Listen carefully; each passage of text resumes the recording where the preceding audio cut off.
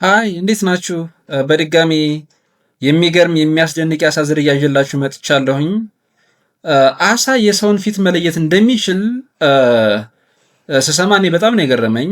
እንግዲህ ለመለየትና ለማስታወስ የግድ ኒዮኮርቴክስ የሚባል የአንጎል ክፍል ያስፈልጋል። አሳዎች ግን ምንም አይነት ኒዮኮርቴክስ የሚባል የአንጎል ክፍል ሳይኖራቸው ውስብስብ የሆኑ ነገሮችን መለየትና ማስታወስ እንደሚችሉ ነው ተመራማሪዎች ያስቀመጡት ማለት ነው። ስለዚህ ይሄ ቀስተኛው አሳ ወይም ደግሞ አርከር ፊሽ የሚባል አሳ የሰውን ፊት መለየት ይችላል።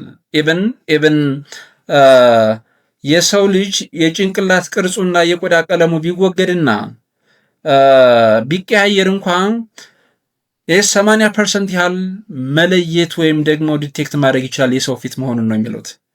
ይህ አሳ እንግዲህ በዋናነት ይህ አርከር ፊሽ ወይም ደግሞ ቀስተኛ አሳ የምንለው ለመመገብ የሚያስፈልጉትን ኢንሴክቶችን እና የተለያየ ስፓይደሮችን ወይም ደግሞ ሸረሪቶችን ካፉ በሚወጣ ወይም ደግሞ ካፉ በሚወጣ አፉንና ምላሱን በመጠቀም ምን ያደርጋል ማለት ነው?